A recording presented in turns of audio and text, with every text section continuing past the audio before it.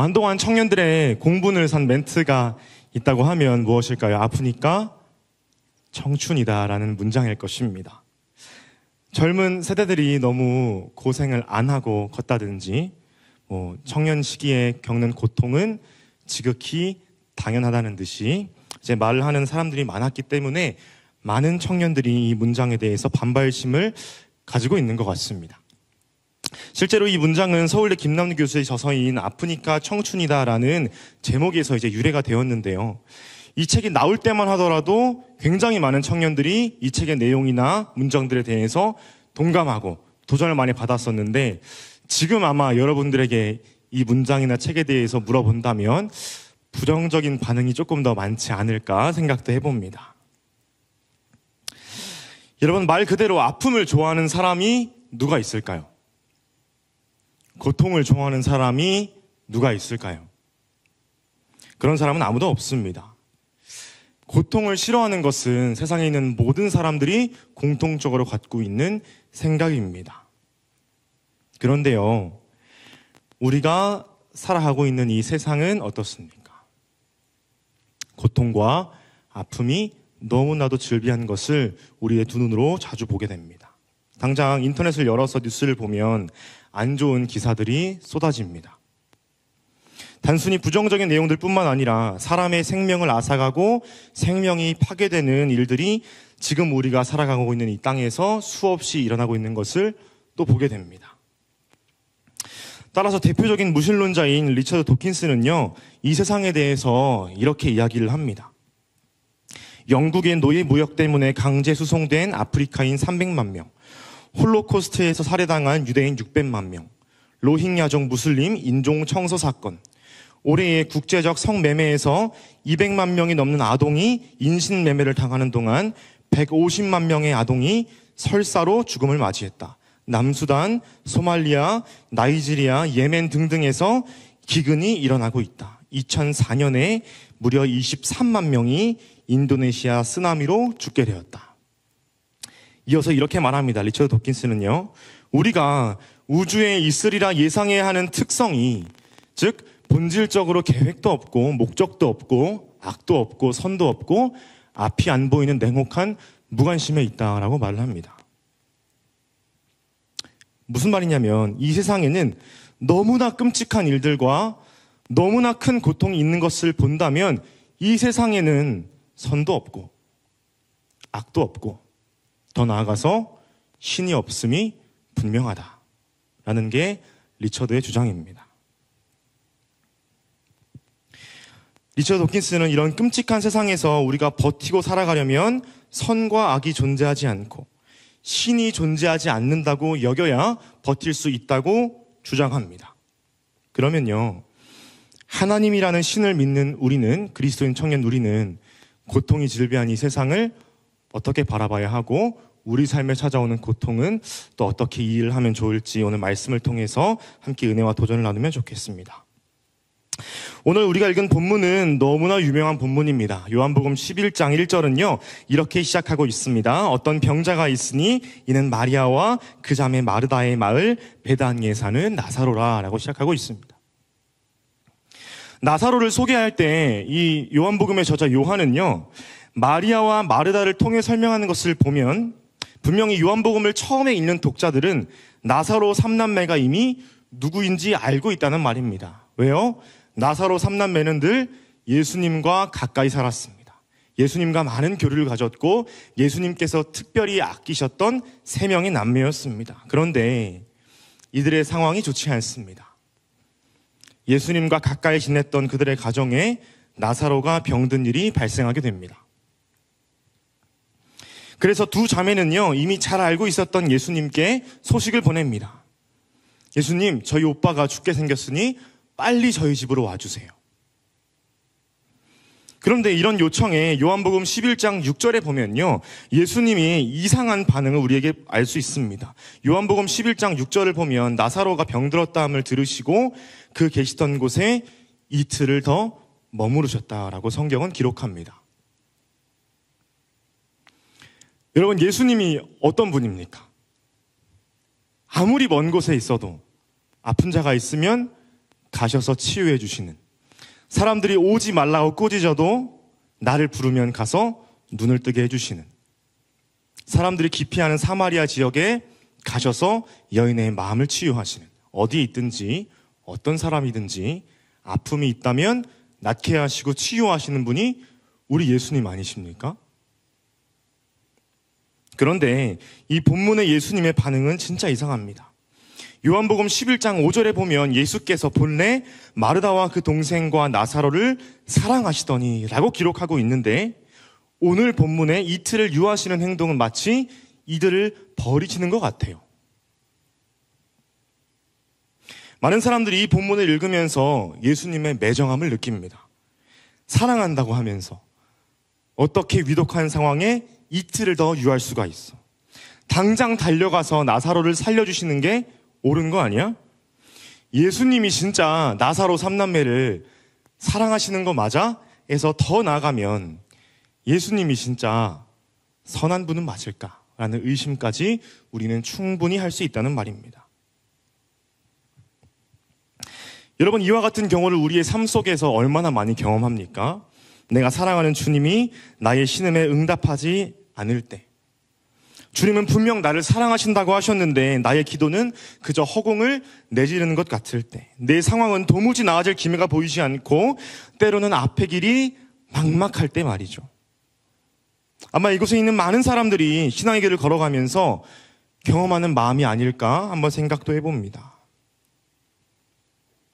기독교가 직면한 12가지 질문들의 저자 레베카 맥플러클린은요, 자신의 저서에서 도저히 이해할 수 없는 고통에 대해서 이야기하고 있습니다.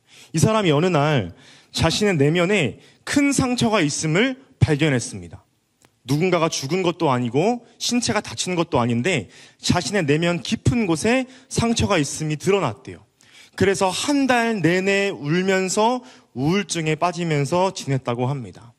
옆에서 지켜보던 남편이 너무 불쌍하니까 이제 와서 이야기를 합니다. 우리 같이 말씀을 읽고 기도해보자라고 하면서 시편 121편 말씀을 아내에게 읽어주었다고 합니다. 이렇습니다. 내가 산을 향하여 눈을 들리라. 나의 도움이 어디서 올까? 나의 도움은 천지를 지으신 여호와에게서로다. 얼마나 은혜스럽습니까? 우리가 아멘이 나올 수밖에 없는 구절인데, 레베카는 남편이 읽어주는 이 구절을 듣고 어떤 반응을 보였냐 하면 이렇게 기도했다고 합니다. 하나님, 내가 하나님을 향해 울부짖고 있는데 하나님이 나를 도와주지 않으시는 것 같은 기분이에요. 말씀을 들어도, 기도를 해도, 찬양을 들어도 내 삶과는 전혀 상관이 없는 듯한 느낌. 여러분, 우리는 때로 불안하거나 고통스러울 때나 아플 때가 있습니다. 그 감정을 느끼는 때가 평소라면 괜찮은데, 문제는 우리가 예배를 드릴 때에도, 말씀을 읽을 때에도, 찬양을 부를 때에도 그 고통의 생각들이 불쑥불쑥 올라온다는 것이죠. 그런 생각이 들 때마다 우리는 신앙적으로 나는 왜 이럴까? 나는 왜 믿음으로 고통을 회파해내지 못할까 하면서 시험에 들기도 합니다. 이런 답답하고도 괴로운 마음이 마리아와 마르다에게 있지 않았을까요? 누구보다 사랑했던 예수께서 나사로의 죽을 위기를 아시고도 곧바로 오시지 않고 이틀 후에 오셨다는 것은 이들에게 아무리 부르짖고 기도해도 해결되지 않는 상황이었을 것 같습니다. 그러면 우리는 여기서 오늘 본문을 꿰뚫는 가장 중요한 질문을 던져야 합니다. 왜? 예수님은 왜 이틀을 더 머무셨을까? 아까 살핀 5절과 6절 말씀을 자세하게 보죠.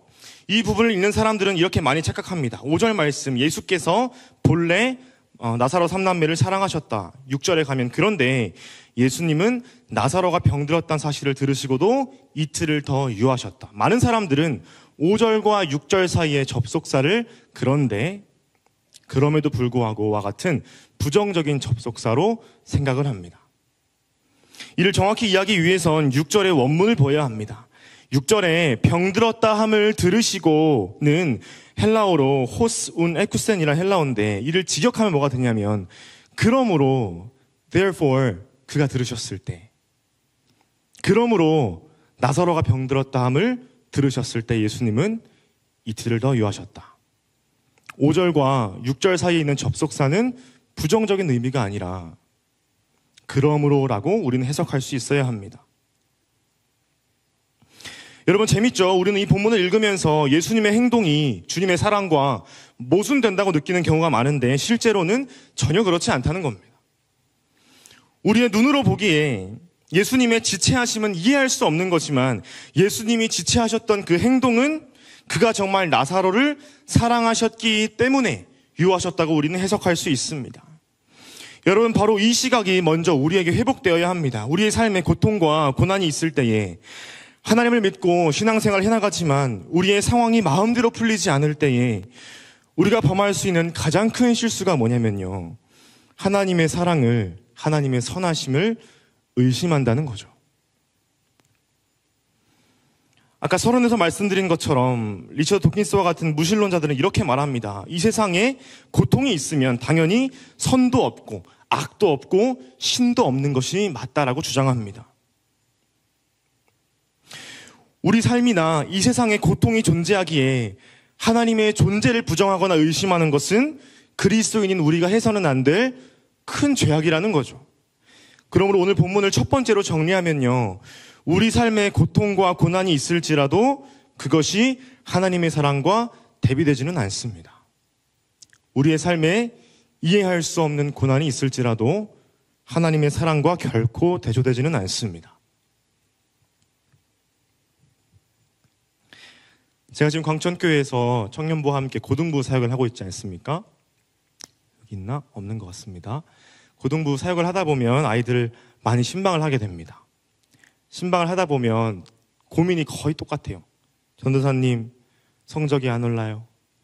전도사님, 대학 못 갈 것 같아요. 전도사님, 저 망한 것 같아요. 이러면서 이제 고민을 토로합니다. 그러면 저는 항상 아이들을 위로해 주면서 제 경험을 이제 이야기해 줄 수밖에 없죠. 몇 분은 아실 테지만 저는 이제 강원도 출신입니다. 강원도는 저 때까지 고등학교를 이제 시험 보고 들어갔습니다. 네, 수능처럼. 그래서 열심히 기도하고 시험을 준비해서 고등학교를 지원했는데 결과가 어떨까요? 떨어졌으니까 이 말을 하겠죠. 떨어졌습니다. 네, 대차게 떨어졌어요. 이제 그걸 경험하면서 저는 이제 혼자 다른 지역에 떨어져가지고 혼자 이제 고등학교를 왔다 갔다 했어야 했습니다. 어찌나 그 삶이 외로운지, 뭐 여러분들이 지금 생각하시기에 에이 뭐 그게 뭐 어때 싶겠지만 고등학생인 저에게는 굉장히 괴롭고 굉장히 외로운 시간들이었습니다. 제가 시간이 지나고 돌이켜보니까 제가 그 시험에 떨어지고 고등학교를 먼 지역으로 간 것이 저에게는 큰 도움이 된 것을 이제는 고백할 수 있습니다. 뭐 더 좋은 친구들을 만나게 하셨고 더 좋은 성적을 받게 하셨고 등등등 셀 수 없는 유익과 좋은 점들이 그 고통을 통해서 저의 지금의 삶 가운데 있음을 아이들에게 항상 이야기해 줍니다. 그러면서 결과적으로 봤을 때 저의 실패와 떨어짐은 하나님의 부정할 수 없는 선물이라고 저는 아이들에게 꼭 말을 해줍니다.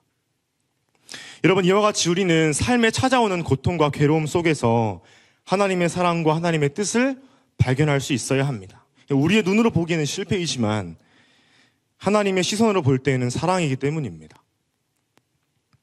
사랑하는 청년 여러분, 우리 시선에서 보이는 고통과 이유 없는 고난일지라도 하나님의 시선에서는 이유 있는 허락하심임을 여러분들이 반드시 기억하면 좋겠습니다. 여기까지 본문을 통해서 우리는 고통에 대한 시각 첫 번째를 살펴보았는데요. 고통은 하나님의 사랑과 대비되지 않고 그 안에는 우리가 예측할 수 없는 하나님의 계획과 은혜가 있다라고 말했습니다. 근데 아마 이런 생각 하시는 분 있을 것 같아요. 아이고 속 편한 소리 하네. 내 삶도 모르면서 내 문제도 모르면서 너무 쉽게 이야기하는 거 아니야? 너무 뻔한 이야기하는 거 아니야? 이런 마음이 혹시 여러분들에게 있을지 모르겠습니다. 어쩌면 이 말씀이 어떤 사람에게는 너무 뻔하고도 속편한 것으로 들릴 수 있겠죠. 그러나 저는 확신 있게 여러분들에게 말씀드릴 수 있는 이유는 오직 성경에 있는데 우리 본문을 조금 더 살펴보도록 하겠습니다. 이제 마침내 예수께서 2명의 자매에게 이르셨습니다. 그때는 나사로가 무덤에 장사된 지 이미 4일이나 지났을 때입니다. 그런데 예수님이 계시던 예루살렘에서 나사로 3남매가 있었던 베다니까지의 거리가 어느 정도냐 하면 오늘 본문은 오리라고 말합니다. 오리. 근데 이 오리가 지금 현대 거리로 얼마냐면요. 3km예요. 3km. 3km가 어느 정도일까 제가 한번 찾아봤습니다. 우리가 지금 예배드리고 있는 맑은색 광천교회에서 뭐 북서울 꿈의 숲이라고 안 가봤는데 뭐 그런 게 있더라고요. 북서울 꿈의 숲이 1.7km입니다, 여러분. 걸어가 보신 분 계신가요? 손 안 들었, 네. 걸어가 보신 분 계시겠죠?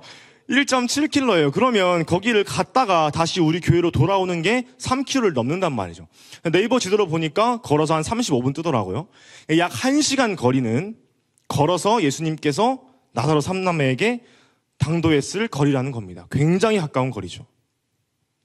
이렇게 가까운 거리인데 예수님이 안 오시고 이틀을 더 머무셔. 마르다와 마리아의 마음이 얼마나 속이 터졌겠냐고요. 그렇게 속 터지던 중에 드디어 예수님이 오셨습니다. 자, 그러면 이제야 예수님이 오셨으면 여러분들에게 묻겠습니다. 예수님의 선택지는 뭘까요? 1번, 빨리 나사로를 고친다. 2번, 그럼에도 불구하고 설교를 해야 한다. 자, 한번 손 1번, 빨리 나사로를 고쳐야 한다. 손 한번 들어주실래요? 감사합니다. 네. 2번, 그럼에도 불구하고 설교 말씀을 들어야 한다. 자, 손 한번. 감사합니다. 여러분들 길게 하면 싫어할 거잖아요. 네. 이런 상황에서. 여러분, 이 상황에서 맞는 선택은 뭡니까? 1번이죠. 빨리 나사로를 살리러 집에 들어가시는 게 합당한 선택 아닙니까? 그런데 예수님은 2번을 선택하십니다. 뭐라고 설교하시냐면 우리 오늘 본문 25절과 26절을 함께 읽어보겠습니다. 함께 읽겠습니다. 예수께서 이르시되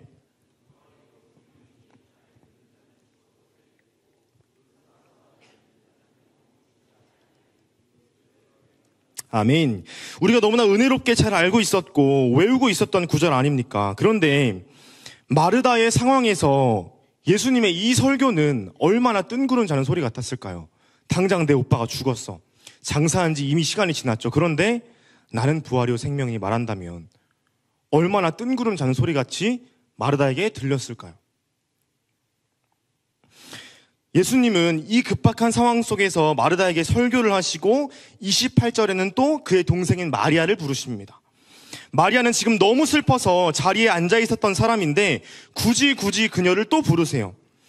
오늘 본 마지막 절 30절에 보시면 이렇게 되어 있습니다. 예수는 아직 마을로 들어오지 아니하시고 마르다가 맞이했던 곳에 그대로 계셨다라고 기록합니다. 여러분, 이게 뭡니까? 아까 예수님이 이틀을 미뤘다고 했을 때 우리는 그때도 답답했는데 지금 아까는 출발을 미뤘다면 지금은 나사로의 집 안까지 들어가는 것을 또 미루고 계십니다. 분명 오늘 예수님의 초점은 나사로를 먼저 향해야 하는데 본문을 읽으면 읽을수록 예수님의 초점은 어디를 향합니까? 나사로가 아니라 마르다와 마리아에게 먼저 있음을 우리는 보게 됩니다. 심지어 뒤에 보면 예수님이 슬퍼하면서 우세요. 33절에 보면 예수님이 우시고 심령에 비통이 여기셨다라고 되어 있습니다. 이것도 웃기죠, 여러분. 예수님이 안 슬퍼할 수 있었어요. 어떻게 하면요? 바로 그 자리에서 나사로의 병을 고치면요. 예수님은 심령의 비통함을 겪지 않을 수 있었습니다. 베다니에 도착하자마자 그들에게 갔으면 예수님은 슬퍼하지도 눈물을 흘리지도 않아도 됐습니다. 그런데 예수님에게 중요한 것은 무엇이냐? 곧바로 나사로를 치유하는 것이 아니더라고요. 예수님에게 우선순위는 무엇이냐? 그냥 나사로를 살리시는 게 아니라 먼저 마르다와 마리아에게 분명한 신앙을 가르치십니다. 무엇을 가르치실까요? 우리 아까 읽은 본문입니다. 나는 부활이요 생명이니 이것을 네가 믿느냐? 주님의 우선순위와 초점은 이 질문에 먼저 담겨 있는 것입니다. 아무리 쓰디쓴 고통 중에 있을지라도, 그래서 눈앞에 사랑하는 자녀가 괴로워하고 있을지라도 예수님이 먼저 가르치고 싶으신 것은 네가 나를 믿느냐? 여러분, 우리는 신앙생활을 할 때 하나님께 어떻게 기도를 합니까? 얼마나 우리의 목적과 우리의 수단을 위해서 기도를 많이 합니까? 아마 여러분이 가장 기도를 많이 하는 때는 중요한 순간을 앞두고 기도를 많이 하겠죠. 시험을 위해서, 취업을 위해서, 결혼을 위해서 등등등등. 그리고 그 문제가 해결되면 하나님께 감사하고, 그 문제가 해결되지 않으면 하나님께 곧바로 원망하는 모습이 우리에게 되게 자주 있지 않습니까? 여러분, 그러한 연약한 신앙을 갖고 있는 우리에게 오늘 본문은 분명히 말씀하십니다. 예수 그리스도는 우리의 목적을 위한 수단이 아니라 예수 그리스도가 우리의 목적이라는 것입니다. 우리가 오늘 본문을 통해 되새기고 기억해야 할 하나의 메시지는 바로 이것입니다. 예수 그리스도가 우리의 목적 되신다는 겁니다. 예수님은 요한복음 11장 15절에서 사실상 이 모든 얘기를 미리 말씀하고 계십니다. 15절에 보면 내가 거기 있지 아니한 것을 너희를 위하여 기뻐하노니 이는 너희로 믿게 하려 함이라. 주님께서는 이미 나사로 사건을 통해서 목적을 분명히 말씀하셨습니다. 내가 이틀을 미뤄서 마르다와 마리아가 고통 중에 있는 것이 오히려 예수님의 기쁨이었던 이유는 무엇입니까? 예수 그리스도를 더욱 믿게 만들기 때문입니다. 고통을 통해 주님을 의지하고 주의 뜻을 알 수 있기 때문입니다. 이것만큼 주님을 믿고 의지하는 것만큼 주님을 기쁘시게 하는 것이 없기 때문입니다. 여러분, 저는 고통 가운데 누군가를 진짜 찐득하게 의지했던 경험이 있습니다. 제가 20살 때 큰 수술을 받았어요. 되게 큰 수술을 받아서 지금도 배에 흉터가 크게 있습니다. 그래서 제 동기들은 제가 신학교에 왔을 때 조폭 생활하다가 회심한 사람인 줄 알았다고 했어요. 아니죠? 네. 제가 큰 수술을 받았습니다. 그래서 회복 기간도 되게 길었어요. 근데 제가 제일 힘들어하는 게 뭐냐? 제가 제일 힘들어하는 건 속 울렁거리는 거. 속 메스꺼운 게 제일 싫어요, 세상에서. 만약 저에게 너 속 메스꺼울래, 맞을래 하면 저는 맞고 싶어요. 그만큼 메스꺼운 게 저에게 제일 큰 고통이에요. 그런데 수술을 받고 회복 중에 있는데 너무 괴로운 거예요. 배를 찢었으니까 얼마나 아팠을까요? 그래서 간호사 선생님을 불렀어요. 선생님 너무 아파요, 너무 아파요. 그러니까 진영아 너무 아프면 방법이 하나 있어. 무통 주사를 센 걸 놔줄게. 근데 이걸 맞으면 속이 메스꺼워질 거야. 이제 라고 말했어요. 근데 뭐 어떡해요. 그때는 진짜 죽을 것 같으니까 주세요. 결단했죠. 진짜 갑자기 제 속이 너무 어지러워지더니 토가 막 나올 것 같은 거예요. 그래서 선생님 이제 그만놔주세요. 그만놔주세요. 이렇게 말했습니다. 선생님이 저한테 이렇게 말씀하셨어요. 진영아 아직 주사 안 났어. 이렇게. 네, 실화입니다. 네. 얼마나 무서웠으면 그랬을까요, 제가. 여러분, 그렇게 큰 고통 중에 있을 때 제가 의지할 수 있는 사람이 누구였을까요? 엄마 아빠도 아니고 친구들도 아니고 의사 선생님, 간호사 선생님, 그렇죠? 큰 고통 가운데 있으면 있을수록 가장 올바른 선택은 무엇이냐? 나를 낫게 할 수 있는 분에게 그냥 매달리고 찐득하게 의지하는 것밖에 없습니다. 여러분, 우리와 하나님과의 관계도 마찬가지인 것 같아요. 여러분의 삶에 괴로움과 고통이 있을 때에 그저 그 문제를 해결해달라고 하나님을 수단 삼는 것이 아니라 하나님, 내가 이때에 의지하고 의뢰할 분은 오직 우리 주 예수 그리스도밖에 없습니다. 예수님은 나의 부활과 생명이시고 주를 믿는 자는 죽어도 살 수 있음을 믿습니다 라는 믿음의 고백이 가능해지기를 여러분들이 힘쓰셔야 합니다. 그것이 우리를 향하신 하나님의 기쁘신 뜻이기 때문에 그렇습니다. 그러므로 두 번째로 정리하면요, 고통의 유익은 무엇이냐? 오직 예수 그리스도를 바라보는 것에 있습니다. 고통의 유익은 오직 예수 그리스도를 믿고 의지하는 것에 있습니다. 여러분, 반드시 기억하시기 바랍니다. 오늘 본문은 예수님의 나사로를 살리신 기적 정도를 말하는 게 아니에요. 간절히 구했더니 예수님이 살려주셨다. 이게 본문의 초점이 아닙니다. 간절히 바랬더니 이루어졌다라는 가르침은요, 성경이 아니라 세상에서도 충분히 받을 수 있습니다. 더 노력해라, 죽도록 노력해라, 존버해라 등등등 이런 메시지는 세상에서 충분히 얻을 수 있어요. 그러면 오늘 본문은 우리에게 무엇을 가르치는가? 마르다와 마리아를 향하신 예수 그리스도의 마음. 고통 중에 예수님을 찾고 예수님을 알아가는 것이 하나님께 영광이요 하나님께 기쁨이라는 것을 우리에게 가르치고 있는 것입니다. 그러므로 사랑하는 청년 여러분, 제가 알 수 없는 아픔 가운데 있는 분이 있을 줄로 압니다. 제가 헤아릴 수 없는 고통 가운데 또 있는 분도 있을 것 같아요. 혹은 알 수 없는 앞길과 혼란스러운 상황 가운데 계시는 분도 있겠죠. 예수님은 우리에게 지금도 말씀하십니다. 우리가 그런 고통과 고난 가운데 있을 때에 얘야, 나는 부활이고 생명인데 네가 이것을 믿느냐? 라고 물으실 때에 내가 겪고 있는 이 고통과 아픔 가운데 하나님이 부활이요 생명이시라면 내가 주님만을 의지할 수밖에 없습니다. 고백해야 하지 않겠습니까? 주님이 나를 부활이요 생명이니 네가 이것을 믿느냐 물으실 때에 주님, 그럼요, 믿습니다. 주님만이 나의 도움이시요 생명이신 것을 믿습니다. 아프기 때문에 주님을 바라보고 괴롭기 때문에 주님을 의지합니다 라는 그런 믿음이 고통 가운데 있을지라도 여러분들에게 회복되면 좋겠습니다. 말씀을 맺겠습니다. 아프니까 신앙이다 라는 제목에 여러분들이 혹시 이제는 동의가 좀 되십니까? 아니면 혹시 아직도 전도사님 뭘 모르시네요. 지금 상황에 하나님의 계획과 사랑을 기억하는 게 가능한 줄 아십니까? 제 상황에 대해서 알지도 못하시네요 라고 혹시 저에게 말씀하신다면 제 대답은 맞습니다. 전 모릅니다. 여러분들이 얼마나 큰 고통 가운데 있고 혹은 앞으로 겪을 건지 저는 전혀 알 수 없습니다.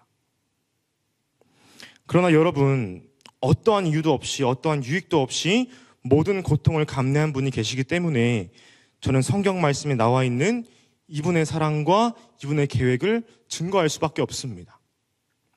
이사야 선지자는 이유 없이 가장 큰 고통을 당하신 분에 대해서 설명합니다.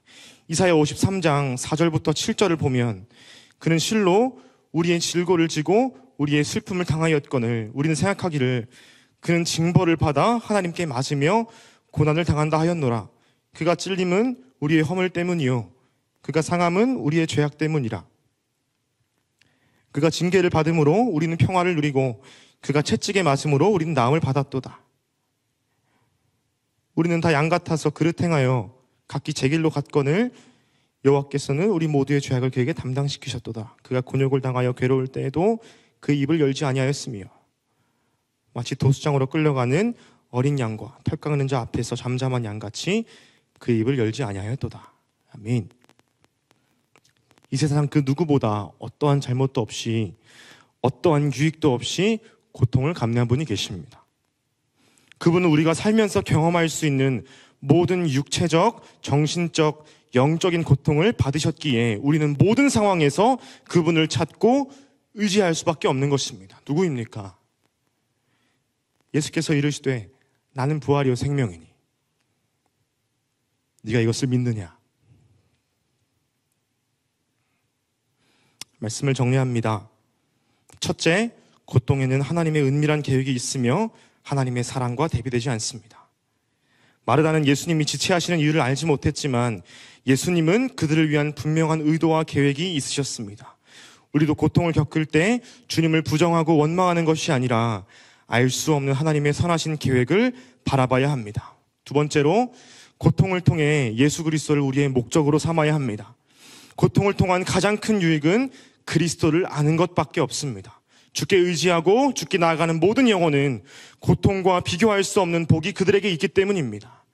예수님의 시선은 문제 해결이 아니라 주님과의 인격적인 관계를 맺으려고 마르다에게 설교를 하신 것을 기억하며 고통이 있기에 우리가 주님께 나아갈 수 있음을 여러분들 복으로 여기시기를 바랍니다.